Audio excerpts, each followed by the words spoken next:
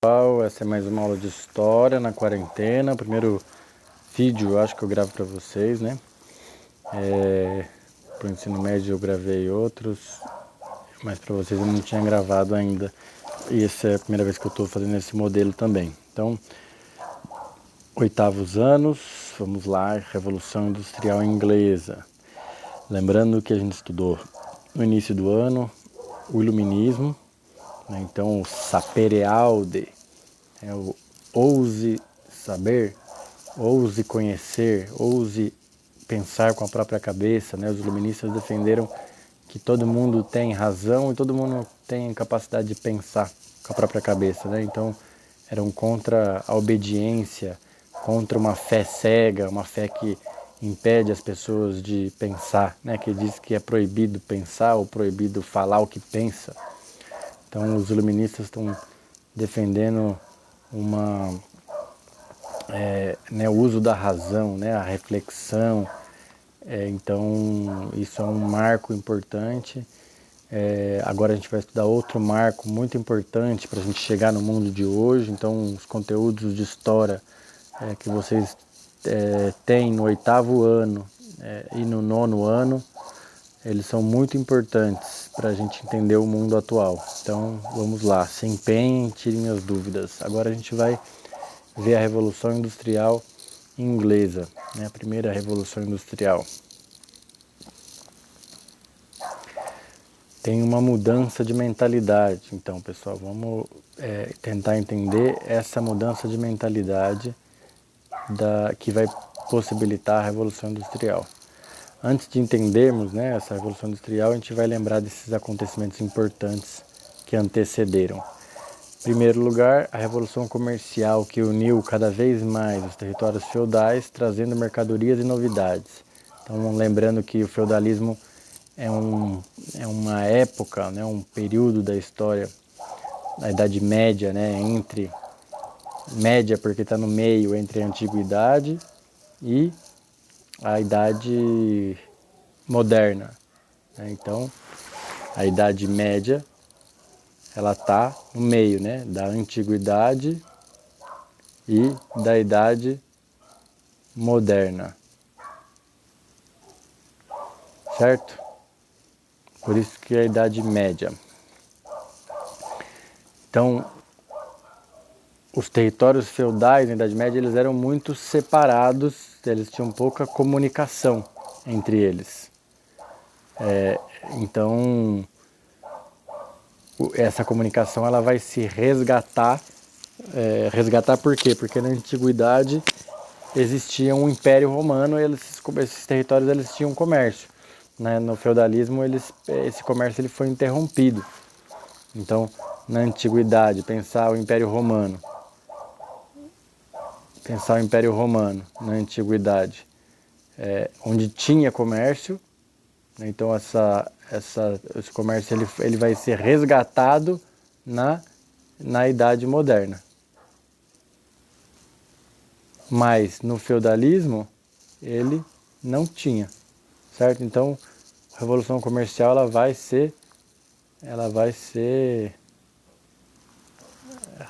vai renascer, né? Ela vai criar uma comunicação entre esses feudos que ela tinha desaparecido durante muito tempo, durante todo o feudalismo, né? Um milênio praticamente, que essa comunicação, essa troca entre o território na Europa, ela foi interrompida. Então isso é muito importante para a gente entender a Revolução Industrial, a gente já vai ver por quê.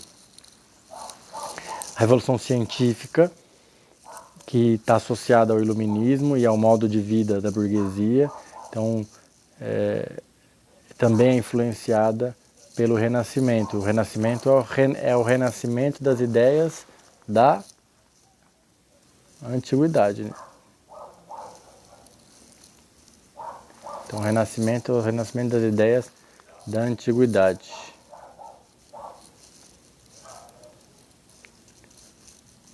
Certo?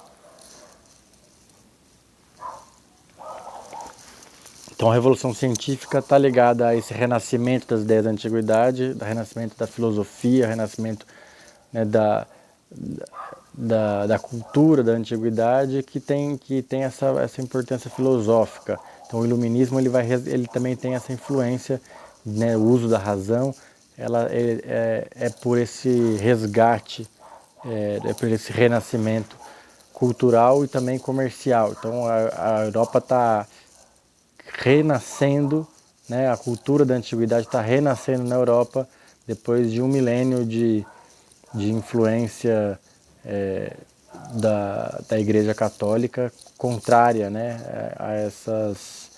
a esse renascimento. Então tem um conflito muito grande nesse período. A gente já vai ver alguns casos. As grandes navegações, que ampliou os horizontes da humanidade, e a colonização e a escravidão, né, que são fontes de riqueza e motores do comércio europeu. Então o comércio vai ser impulsionado pelos produtos que estão vindo das colônias. A escravidão ela vai impulsionar a acumulação de riqueza e as ideias vão se modificar rapidamente. A ciência vai se impulsionar também pelas trocas e por esse novo modo de vida da burguesia, que precisa conhecer de navegação para navegar, precisa conhecer de como funciona o tempo, o clima, né? Precisa conhecer de geografia, precisa conhecer de tudo um pouco, né? Então precisa fazer ciência para fazer grandes viagens, as suas aventuras que a burguesia estava fazendo nessa época, nas grandes navegações ou em grandes viagens,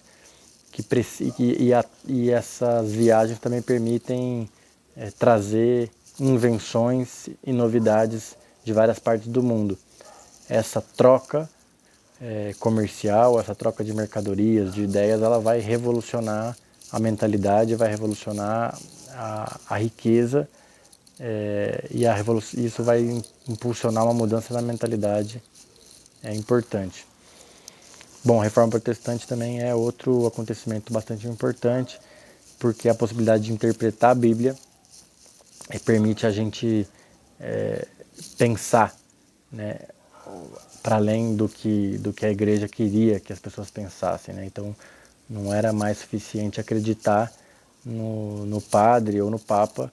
A Reforma Protestante vai criar, né, uma série de mudanças na religião que tem a ver com cada um entender a Bíblia com a própria cabeça, né? Cada um poder pensar, a prática de leitura, né? Então os países que eram protestantes, né, e não católicos, eles desenvolveram mais a leitura, tinham menos analfabetos do que os países católicos por esse motivo, porque eles liam a Bíblia. Isso é uma coisa interessante, bastante importante para a gente entender também essas mudanças, né? Então as pessoas estão lendo mais, elas estão pensando mais, elas estão se permitindo pensar, e toda essa mudança de mentalidade ela vai estar relacionada com a Revolução Industrial.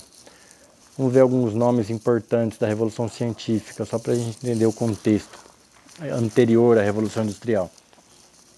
O Galileu Galilei, por exemplo, achava que fazer ciência é comprovar através da experiência. Dizia que o livro da natureza é escrito com caracteres matemáticos. O Galileu Galilei, em vez de, né, entender o mundo como a igreja queria, né, dizendo que, olha, a matemática explica muita coisa, e a experiência, né, experimentar é uma forma de conhecer, não é a iluminação, né, de Deus, mas a experiência, o teste, né, e decifrar a matemática por trás da natureza.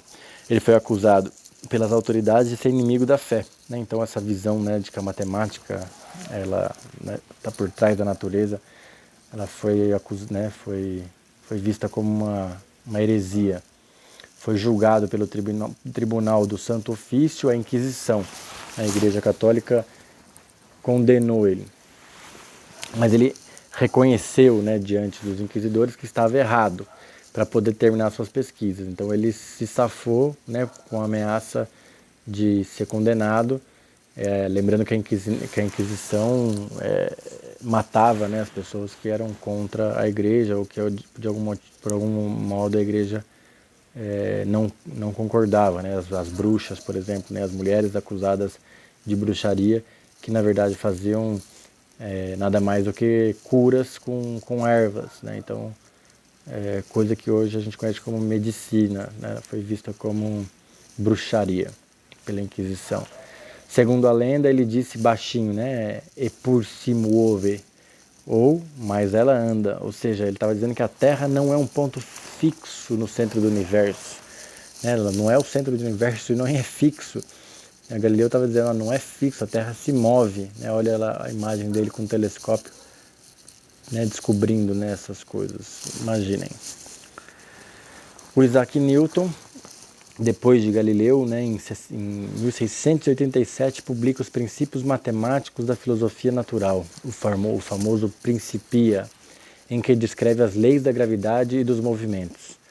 O René Descartes, né, demonstrou como a matemática podia ser utilizada para descrever as formas e as medidas dos corpos, inventou a geometria analítica e é autor da frase penso, logo existo. Então, filósofos e matemáticos, né, na mesma pessoa, eles eram grandes pensadores, né, grandes pensadores que pensavam, né, filosofia com matemática, com arte, astronomia, tudo junto, tentando entender o mundo, decifrar o mundo, para além do que a igreja impunha, né? A igreja já não convencia mais eles com seus ensinamentos que estavam, né, entrando em descrédito, em crise, porque tinha corrupção na igreja, porque a igreja abusava do poder, e essas pessoas elas estudavam e viam que não era, a igreja não dizia toda a verdade, né? Ou também escondia parte da verdade.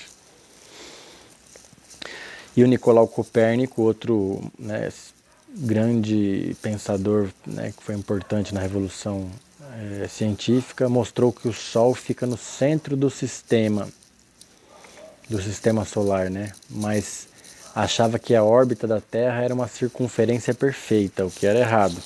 Mas o alemão Kepler o corrigiu, mostrando que a distância da Terra e do Sol é variável em forma de elipse, né? Então não é uma circunferência, não é um círculo perfeito, né, que a Terra gira em torno do Sol.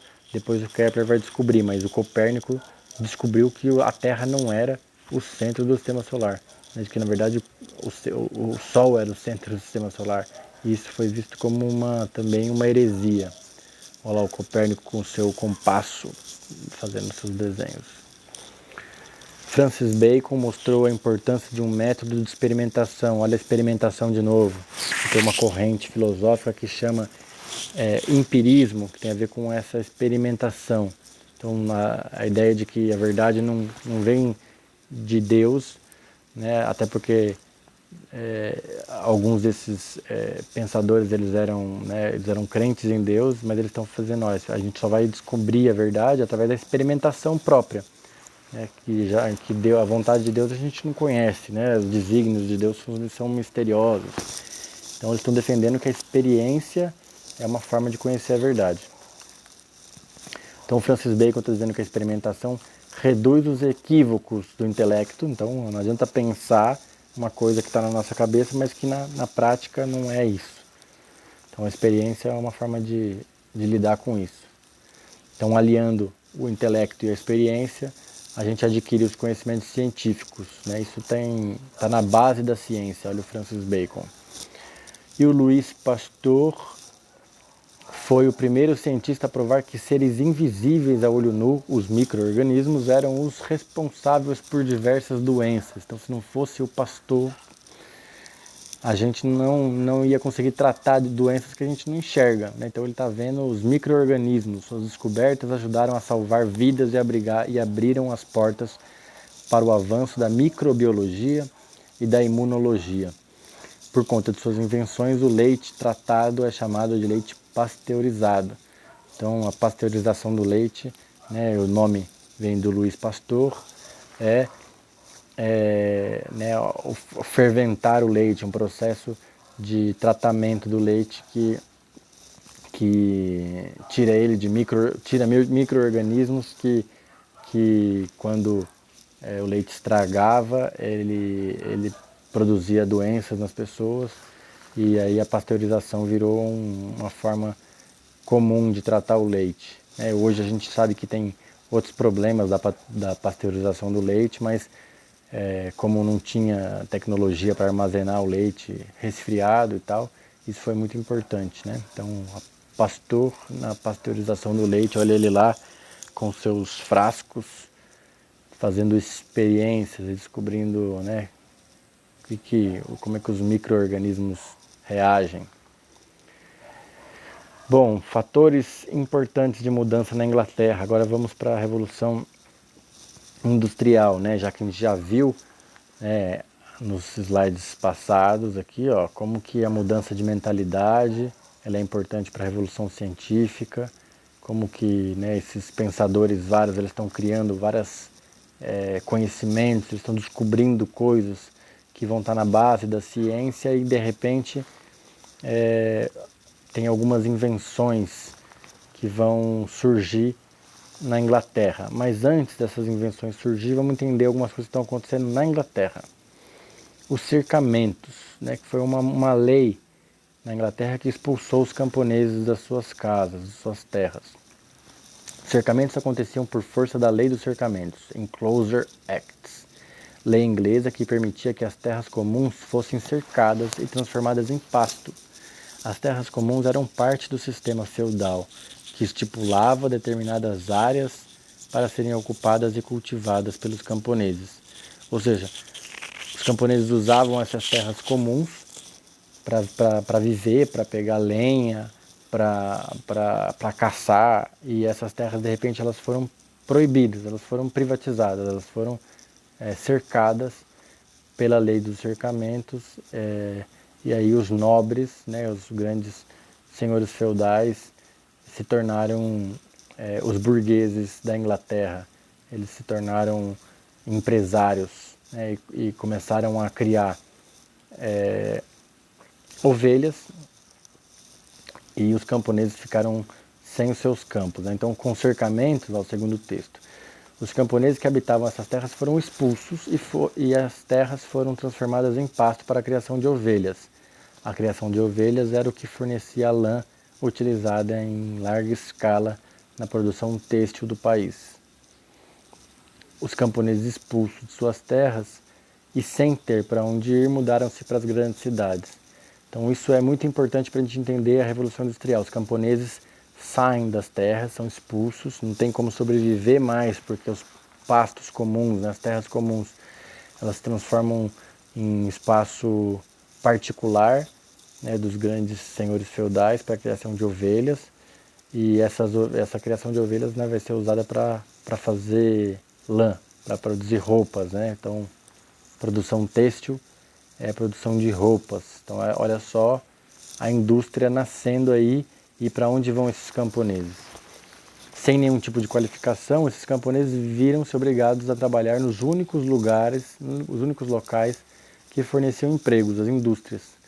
Então a indústria vai surgir por causa do trabalho dos camponeses que foram expulsos das terras. Expulsos das terras porque agora lá é um lugar de criação de ovelhas, muitas ovelhas, porque agora são muitas, é preciso de muita lã. Assim, as indústrias que se desenvolviam na Inglaterra tinham mão de obra excedente. Isso garantia aos patrões poder de barganha, ou seja, muita gente para trabalhar, o salário vai lá embaixo, né? Muita gente querendo trabalho, muita gente querendo sobreviver, você pode pagar o mínimo para eles sobreviverem, né? Eles não têm poder de negociação nenhum, né? Esses camponeses pobres estão lutando para sobreviver. Então, né, pois poderiam forçar os trabalhadores a aceitarem salários de fome por uma jornada diária exaustiva. Então, eram muitas horas de trabalho. Até chegar nas 8 horas atuais, foram muitas lutas. Os trabalhadores, no início, trabalhavam mais de 18 horas. A adesão dos trabalhadores às indústrias ocorreu de maneira massiva, também por uma lei inglesa que proibia as pessoas de vadiagem. Então, elas já estavam na cidade, e aquelas que não não trabalhavam, elas eram punidas pela lei, né? Então foi uma época de muita violência com esses camponeses que já foram expulsos das suas terras, e nas cidades eram marcados com símbolos, né, da vadiagem, né, como se fossem vagabundos, né? Eles eram marcados com ferro quente mesmo. Imaginem como gado. É que nem aquela música do "Vocês que fazem parte dessa massa". Assim, as pessoas que foram pegas vagando pelas ruas sem emprego poderiam ser punidas com castigos físicos e até mesmo com a morte, caso fossem reincidentes. Até hoje, né, a periferia ela sofre uma violência muito grande da polícia, e, né, tem uma visão preconceituosa, né, de que na periferia, né, chamar as pessoas de vagabundas sem conhecer, ela olha como a origem antiga, né, desde a Revolução Industrial. Bom, a Revolução Industrial, então, foi iniciada de maneira pioneira na Inglaterra, né, o primeiro país a fazer essa série de mudanças que vão criar né, a origem do capitalismo como a gente conhece, a partir da segunda metade do século XVIII. E atribui-se esse pioneirismo, né, a Inglaterra ser pioneira nesse processo, pelo fato de que foi lá que surgiu a primeira máquina a vapor. Então, a primeira grande invenção, lembra, né, dos inventores que a gente estava falando, como várias coisas estavam sendo descobertas, e a primeira grande invenção da Revolução Industrial é a máquina a vapor. Em 1698, construída por Thomas Newcomen e aperfeiçoada por James Watt. Lembrando que Watt é de watts, quando a gente fala de potência, a gente fala de watts, em homenagem ao James Watt. Watt, né? Em 1765. Então, a máquina a vapor, que está ali na imagem do lado, eu vou explicar no próximo slide como é que ela funciona. Posteriormente, no começo do século XIX, o desenvolvimento tecnológico foi utilizado na criação da locomotiva e das estradas de ferro, que a partir da década de 1830 foram construídas por toda a Inglaterra. Então, não só a máquina a vapor vai ser usada na indústria têxtil, mas também na indústria, nas estradas de ferro e na navegação, né, os navios a vapor. Então ela vai ativar a produção de roupas primeiro, e o transporte na terra e transporte na água. Lembrando que o transporte era feito por carroça na terra e por caravelas na água, né? Pelo vento, força do vento na água, pela força dos animais na terra. Agora são máquinas na água, na terra, e os próprios, né, trabalhadores não vão ser os principais agentes, né, da produção de roupas, né? Eles são importantes, sem eles as máquinas não funcionam, mas as máquinas vão produzir muito, né, com uma velocidade nunca antes vista. O que antes muitos trabalhadores faziam, uma máquina faz com apenas um trabalhador, né, dirigindo, operando essa máquina. Olha como é que funciona a máquina a vapor aí, gente. Uma caldeira, né, que é alimentada com carvão. O carvão é uma fonte de riqueza importantíssima na Revolução Industrial. Então, no começo da sociedade industrial, o carvão é a principal fonte de energia, né? Depois vai ser o petróleo, né? Até hoje é o petróleo, mas nessa época era o carvão. E o carvão, né, na caldeira, ele esquenta a água, aí com um caninho, né, o caninho pequenininho aqui, ó, ele dá pressão, né? A caldeira, ela tá, né, tem espaço para água, mas ela vai evaporar por esse caninho e vai vir com pressão de vapor, e vai ser controlada, né, por uma válvula que vai aumentar ainda mais a pressão. A pressão aqui nesse espaço aqui, ó, do ar, do vapor, né, o calor, o vapor vindo, né, da caldeira com toda a potência, né? Imagina que isso aqui é uma potência. Ela vai empurrar esse pistão para cá. e esse pistão ele movimenta, né, essa roda que vai girar, fazendo o mecanismo girar. E aí a água retorna. Opa! Eu estou me familiarizando com essas tecnologias aqui. E aí a água retorna para a caldeira e recomeça o ciclo. Né? Entenderam? Isso é o mecanismo da máquina a vapor que vai ser usada tanto na produção de roupa, então essa engrenagem aqui, ela vai mover um tear, né, que tece os fios. Essa engrenagem também vai mover o trem, como vai mover as pás do navio a vapor. É uma máquina que funciona para várias finalidades e vai revolucionar, né, a produção de roupas como o transporte. Bom, e as condições de trabalho né, e o conflito nessa sociedade, nessa revolução industrial, né? A primeira revolução industrial representou uma nova organização no modo capitalista, então é uma revolução no modo de produção. Então o capitalismo como a gente conhece hoje, ele começa aí, né? Um dos marcos importantes é aí. Nesse período houve um aumento significativo de indústrias, bem como um aumento significativo da produtividade, né? Mais produção em menor tempo.